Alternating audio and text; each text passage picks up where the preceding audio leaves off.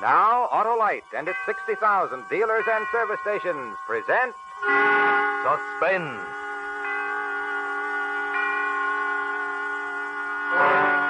Tonight, Autolite brings you Gregory Peck in Michael Venning's Murder Through the Looking Glass, a suspense play produced and directed by Anton M. Leader. Friends, even a camel can't compete with an Autolite Stay Full battery because an Autolite Stay Full battery needs water only 3 times a year in normal car use.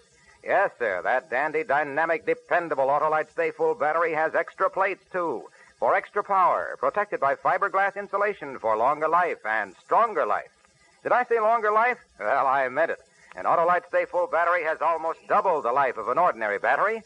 Why, in tests conducted, according to the Society of Automotive Engineers of Life Cycle Standards, Autolite Stay Full batteries give 70% longer average life than batteries without Stay Full features.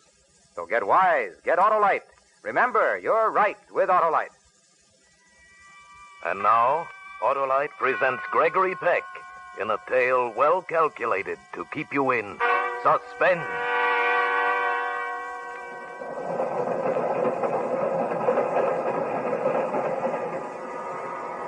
The sound was a dull, monotonous roar in my ears, and I listened, wondering if it were real or part of a dream. Suddenly, I was awake, and I knew that I was riding on a train. But where?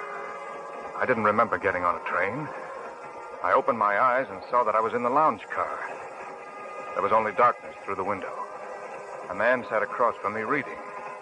There was a bridge game down the aisle, a porter serving drinks. Everything nice and normal, except that I had no idea how I got on the train or why I was there. I tried to think of a reason for being there, but I couldn't. These spells of forgetfulness have been coming on more often lately. I leaned back and closed my eyes, listened to the rhythm of the train. A melody began to fit itself to the rhythm.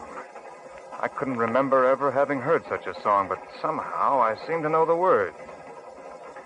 Down in the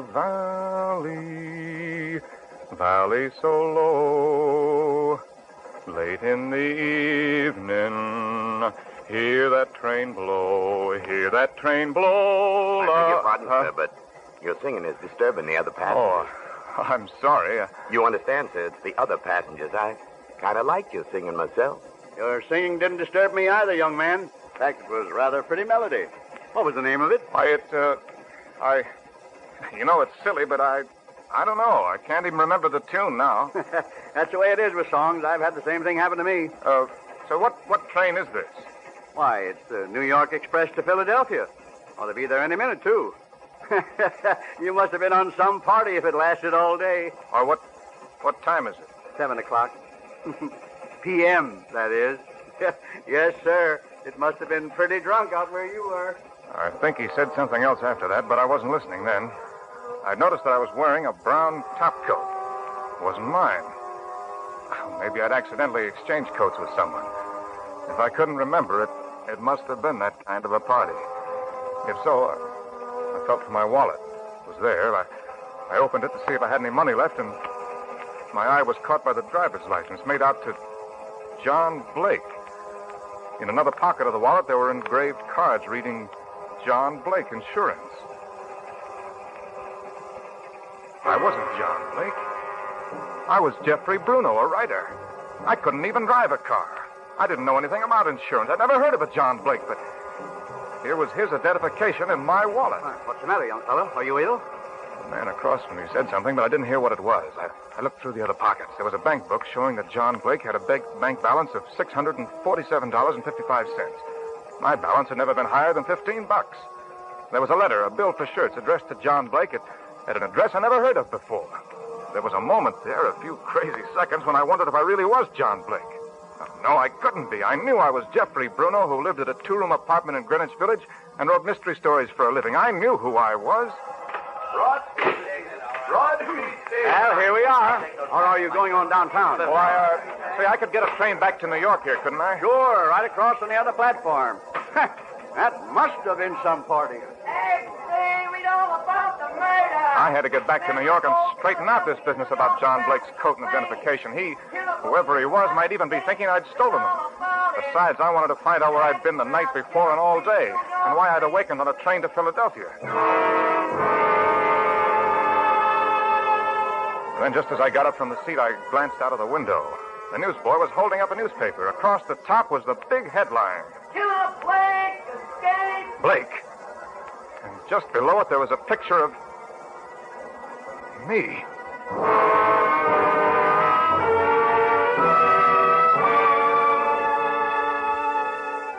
Pulling down my hat and turning up my coat collar, I managed to get on a New York train without anyone recognizing me. Then, fortunately, no one pays any attention to anyone else on New York subways. 2 blocks from my apartment house, I stopped at the corner stand to buy a newspaper. Oh, there you are, Mr. Bruno. Haven't seen you around for a couple days. Yeah, I've been busy. Hey, you know, I saw your picture somewhere today. You got a story in one of the magazines, maybe? No. Well, good. Wait a minute. I'll remember where I saw your picture. I never forget Yeah, a I've thing. got to go now. You can tell me about it tomorrow. I had to get away before he remembered. I looked down and saw my picture on his papers. At home, there were a lot of letters in my box. Too many for just one delivery. When I got to the apartment, I looked at them. 2 of the letters had been postmarked in New York 3 days before. It doesn't take 3 days for letters to be delivered locally. Where had I been for 3 days? Who's there? Rosalie. Oh, Rosalie, just a minute. Hi, Jeff. I thought I heard someone in here. Oh, a friend of yours stopped by, but you weren't home. You ran into me on the stairs and asked if I lived here and then wanted me to give you a message. Burnett was his name. Bill, I think you said. Oh, yeah. Well, I'm glad you're here, Rosalie. Stay and talk to me. We can have some coffee or a drink. When did you say Bill was here? Yesterday morning. He said something about having had a date with you the night before, but you never showed up. Yesterday morning. Oh, yes. What's the matter, Jeff? Don't you feel well? Oh, sure. Feel fine. Rosalie, tell me, do I ever do anything out of the ordinary? I mean, have I ever seemed strange? You mean, are you... Well, you've always seemed very sane to me, if that's what you mean. In spite of your vanishing acts. My what? The times you disappear. You don't know? I'm sorry. Let me finish it for you. You mean the days when I've awakened thinking it was Tuesday, only it'd turn out to be Thursday. You mean I'd disappear for a couple of days, go somewhere else, become somebody else? Oh, I wouldn't have said anything, Jeff, but... Well, then why don't I remember? Oh, I've heard of people drawing blanks because they've had too much to drink, but now maybe it's something different. What is, Jeff? Well, I told her all about it. All I knew anyway. At first she was frightened, but then I guess she felt sorry for me and she got over it. Before Rosalie had always been just a beautiful, desirable girl. I'd had drinks with her a few times in her apartment or mine, but that was all. Oh, not that I hadn't wanted to take her out, but she was a model, and I was sure that she led a glamorous life with rich men begging to take her out. But now she didn't look as glamorous as she looked understanding. I needed that. For I was beginning to believe that the explanation of John Blake wasn't as simple as I first thought. I'm glad I came in, Jeff. You need someone. And it doesn't matter whether you're John Blake or not. Well, it matters to me. I know I'm Jeffrey Bruno and not some guy named John Blake. Why, I can remember my whole life, living on the farm, going to school, working on a newspaper, coming to New York. I can remember every minute of it. Every minute? No, not every minute. You know, Jeff, such things can happen. White-bearded old men with eyeglasses write books about such things. They've got a word for it. I can't pronounce it, but it means that you can be 2 people at one time and not know it. So maybe... Well, maybe I'm John Blake, too. I was way ahead of you in thinking that. And if you are, that's a sickness. And people can get over being sick. Maybe you'll remember all the things John Blake did. I already know one thing he did. He killed someone. I don't know who or how, but John Blake, murdered someone. You brought a paper home. Why not see? Whatever happened, Jeff, we'll find a way to work it out. Thanks, Rosalie. Here it is. His name was Rufus Carrington. He was an old man and wealthy. I, John Blake, worked part-time for his nephew, Roger Gunn. Mm-hmm. There's money missing from the firm, and it's believed Rufus Carrington may have found out about it. I see. Roger Gunn arrived to see his uncle this morning and was told by the butler that the old man was in the study with an unknown caller. Roger Gunn was talking to the butler when they heard the old man cry out. He ran to the study and found him dead. Oh, how awful. Your nephew saw me, the killer, escaping and recognized him. Well, if I were John Blake, my other self didn't do things in a small way. Oh, don't, Jeff. I never wanted the things John Blake must have wanted. I never wanted riches, never thought of going into a business like insurance. I just can't understand this thing. They'll understand, Jeff. They have people who understand things like that. Rosalie, whatever happens, will you promise me that if you don't like Jeffrey Bruno, you'll like John Blake? But like one of us. It doesn't matter which one it is. I like you. Whichever one of them you are. You see, Rosalie, I'm innocent, even if John Blake isn't. I haven't murdered anyone. It was another part of me. But if I try to run away, they'll find me. They'll hurt me for what John Blake did. Where can I go? What can I do? You can go to the police and tell them the whole truth. Because, you see, they can't do anything to you. You're not responsible for what you did as John Blake. Yeah, maybe you're right. There's no point in running. Look, I know I have no right to ask it, but would you go with me, Rosalie? Of course I will, Jeff. It's like being haunted, knowing that somewhere inside of me there's another man, never knowing when I'll be him. Say, what if I turn into John Blake before we even get to the police? For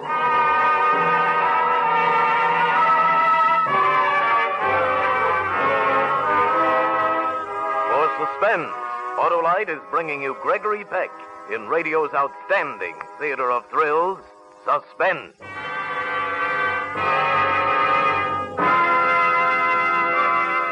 Say, Hap, the sound man and I have cooked up our own suspense show. Yeah, well, let's hear it. All right. Our hero, Jim Brown, is in a frantic rush to get to his office. He leaps into his car, tries to start it. Will it start? Won't it start? Will our hero get to his office in time to read his morning paper before his stenographer puts him to work? That's real suspense, Harlow. But I come along. I give him a hot tip on surefire starting. Get an Autolite Stay Full battery. And now this happens. There, you see what I mean? That Autolite Stay Full battery takes the suspense out of starting and puts it on CBS. Why, an Autolite Stay Full battery needs water only 3 times a year in normal car use. That liberal liquid libation practically eliminates one of the major causes of battery failure. Imagine, an Autolite Stay Full battery needs water only 3 times a year in normal car use. An Autolite Stay Full battery has extra plates, too, for extra power. And fiberglass insulation adds months to the life of a battery.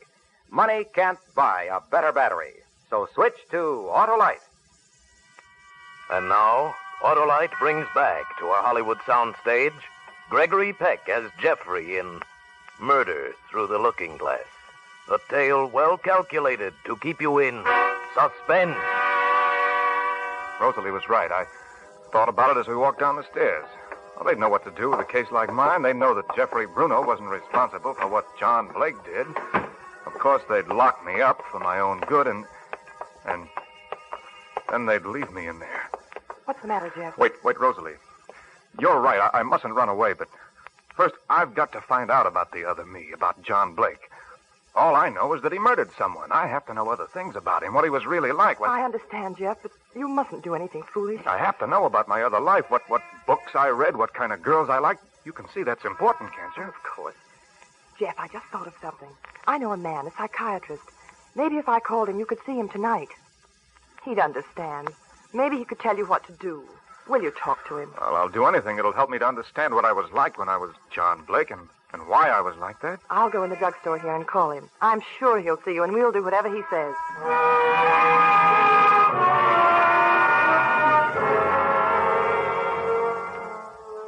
Now, Mr. Bruno, you say there have been many times when you haven't remembered what happened for days? Oh, not many. A few times. It only happened after I'd been drinking, and I thought that's all it was. Until this. I see. It's a very interesting case. Well, what is it, Doctor? I've done some reading on psychiatry, and it sounds... Is it split personality? Schizophrenia? Yes, it's very possible. For instance, subconsciously, you might have had a desire for things which consciously you'd convinced yourself were bad. That desire became so great that you created John Blake, so you could satisfy it without compromising Jeffrey Bruno. Yeah, but wouldn't I be partly aware of wanting those things? Isn't it possible that I'm not John Blake, that all of this is something else? I'll let you answer that yourself, Mr. Bruno. Well, how can I? If I could answer it, I wouldn't be here. Mr. Bruno, do you honestly believe that there is a real person named John Blake, a person who looks exactly like you, a person whose coat and identification came accidentally into your possession? No, I guess I don't, but there must be another explanation. Well, the alternative would be to believe that someone is framing you. Do you believe that someone drugged you several times, so there'd be days you couldn't account for? That someone forged the papers of John Blake and planted them on you? Can you believe that someone planned to commit this murder months ago, rented an apartment in the name of John Blake, filled it with clothing in your size, put your photograph in the apartment? No, but... According to the newspaper story, the nephew of the murder victim was the only man to identify your picture. Therefore, he would have to have been the one to frame you. Well, this would imply that this Roger Gunn knew you and you knew him. Do you? No, I don't remember. Then can you believe that he was able to drug you to know your clothes size, to get a photograph of you? I guess not. Besides, if he framed you, that implies he is the murderer. But that can't be, because according to the butler, the nephew was with him at the time the murder took place. You see, Mr. Bruno? I see. Well, what can I do, Doctor? Well, if this were not a murder case, the answer would be a simple one. I'd undertake to treat you. But as it is, I'm afraid I must suggest that you go to the police. Yeah, I suppose you're right. I'm sorry I wasn't able to help you, young man. If you'd only come to me sooner. Jeff, can you help him, Doctor? Under the circumstances, it's too late for me to do anything directly. I've advised Mr. Bruno to go to the police. Come on, Jeff. I'll go with you. All right. Well, thank you, Doctor. Oh, not at all. Sorry, I can't do more. Good night. Good night. Good night. I'm sorry, Jeff, but they'll have to believe you. They can't make you suffer for what John Blake did. And then, when you're well... When I'm well? What? We'll see. Rosalie, there's one more thing I want to do before I go to the police. I want to see the apartment where I lived when I was John Blake. I still don't know what I was like when I was being him. Maybe if I can only see how I lived, it'll give me a clue.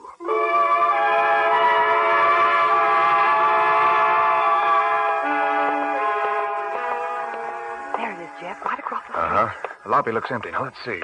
The address on the letter is apartment 203. Wasn't there anything in the letter? It was a bill. It seems that I'm not only an embezzler and a murderer, but I didn't even pay John Blake's bill. Please, Jeff, don't joke about it. All right, Rosalie, no joking. I don't think it's very funny either. Now, if I were John Blake, I ought to have a key to my own apartment. This must be it. I don't remember ever seeing it before, but the number 203 is stamped on it. Well, Rosalie. I'll stay here and warn you if the police come. Good luck, Jeff. The lobby was empty. I got on the self-service elevator, and I rode up to the second floor. It, too, was deserted, and I walked to the door of my apartment. I hesitated, wondering if maybe there were a policeman inside. Well, I had to take the chance. The key worked, and I stepped inside. The place seemed empty. I turned on the light. It was a small apartment, inexpensive, perfectly correct, and dull. There were hunting prints on the wall. There were 2 suits in the wardrobe. My size all right, even though I couldn't remember buying them. There were even monogrammed handkerchiefs. It was unreal. Yet I had to believe all these things belonged to me, that there had been times when I liked wearing them. My head was spinning by now, and I leaned up against the wall. I don't know how long I stood there, unaware of anything except the pain inside.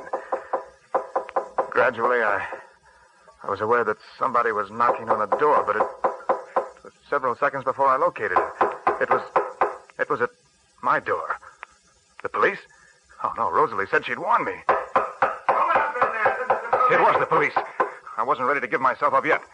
I ran to the window. There was a fire escape outside. Open up or we'll break it down. I raised the window and looked out. I couldn't see anyone. Okay, boys, let's go in. I had to take a chance that there wasn't a cop at the bottom of the fire escape. I climbed out and closed the window. As I started to break in, I ran down the fire escape. I jumped to the ground and looked around the corner. There was one man sitting in a police car. I turned and ran the other way. have run 2 blocks before I heard footsteps behind me. I turned and it was Rosalie. You said you'd warn me. What happened? But I did, Jeff. I rang the buzzer twice while they were getting out of the car. When I saw you getting away, I thought you'd heard. You must have heard it. You rang twice? The bell must be out of order, just like John Blake. Or I didn't hear it. I almost didn't hear them knocking. I'm sorry, Rosalie. I don't know. It doesn't matter, Jeff. I was so frightened. Oh, you mustn't be. I promise I won't do anything to involve you or hurt you. Oh, I wasn't thinking of myself. You can't go on like this, Jeff. You've got to go in. Give yourself a chance to get well. I know. You know, upstairs there for a minute, I thought of running away, of going to some little town and changing my name, but that's no good either. That wouldn't get rid of John Blake. Then? I've got an idea.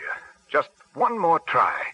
Another hour won't make any difference to the police. All right, Jeff. Where are we going? Not we, Rosalie. I'm not going to involve you in this anymore. I was John Blake.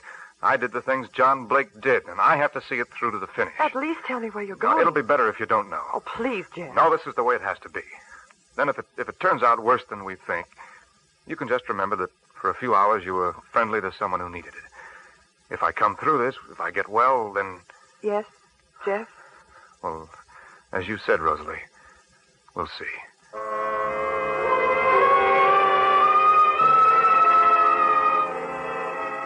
I put her in a cab and gave the driver the address in the village. Then I went to the place where I was afraid to go. Yet it was the one place I had to go. Yes, sir? Well, aren't you Mr. Carrington's butler? Yes, sir. Clark is the name, sir. I was in Mr. Carrington's service for 40 years. But why do you ask? Well, don't you recognize me? I don't believe so, sir. Of course, there were so many of you here today from the newspapers. But I was here even earlier.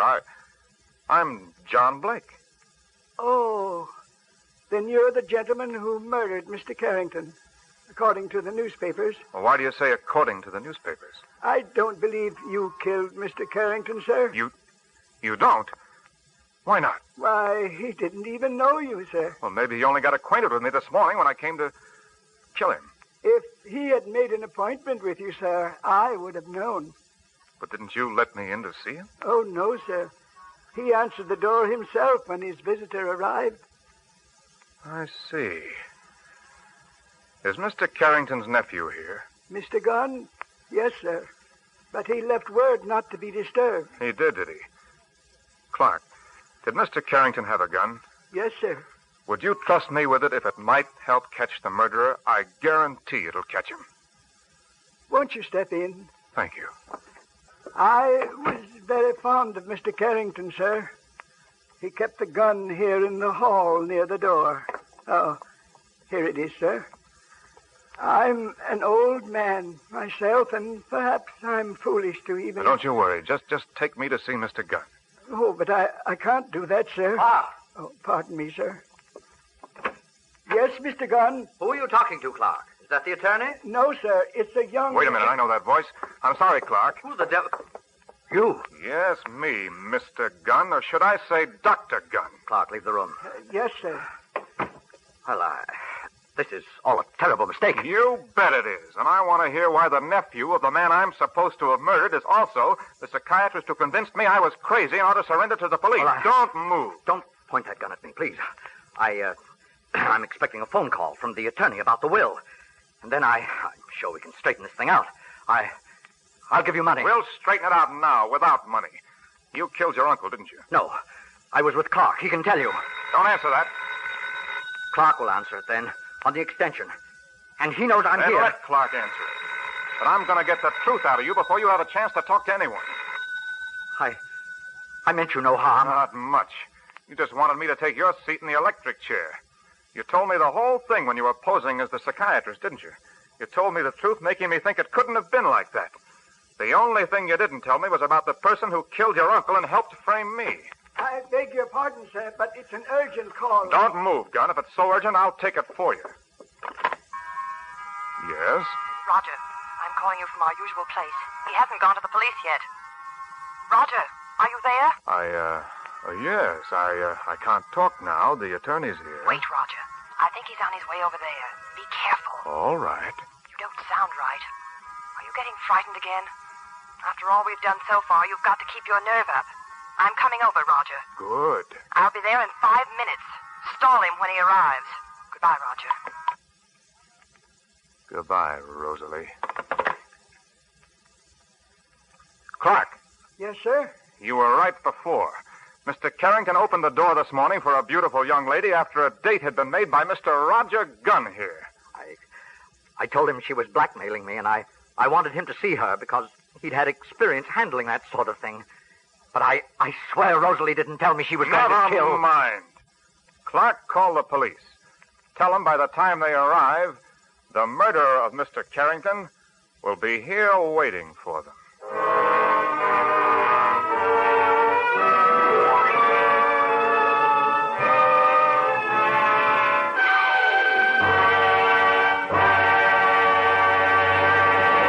Thank you, Gregory Peck, for a great suspense show. Say, Greg, while out driving one Sunday afternoon recently, I heard you on the Family Hour of Stars. Busman's holiday. Yes. And I was thinking then how you always give a splendid performance. Just like a stay full battery. A battery I'm being compared to now. Well, not just a battery, Greg, but Autolite stay full batteries. They're as tops in their field as you are in yours. Well, then you can just call me Stay Full Peck from now on. Tell me more. Well, Greg, stay full batteries are made by Autolite men who make over 400 products for cars, trucks, airplanes, and boats in 28 Autolite plants from coast to coast. Yes, sir, and Autolite also makes complete electrical systems for many makes of America's finest cars. Spark plugs, generators, starting motors, coils, distributors. All ignition engineered to fit together perfectly, work together perfectly, because they're a perfect team. So, folks, don't accept electrical parts that are supposed to be just as good. Ask for and insist on Autolite, original factory parts, at your neighborhood service station, car dealer, garage, or repair shop. Remember, you're right with Autolite.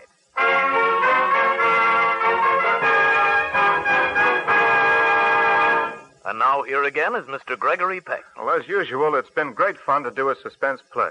It's one of the programs that every actor in Hollywood most enjoys to appear on and to listen to. For instance, I wouldn't miss next week's show when Pat O'Brien stars in a really outstanding story, Dead Earnest, another gripping study in... Suspense. Gregory Peck can currently be seen starring in the 20th Century Fox production, Yellow Sky. Tonight's suspense story was by Michael Venning, whose books have also been written under the more familiar name of Craig Rice. The adaptation for radio was by Ken Crossan. Music was composed by Lucien Morawek and conducted by Lud Gluskin. The entire production was under the direction of Anton M. Leader. Next Thursday, same time, hear Pat O'Brien in Dead Earnest.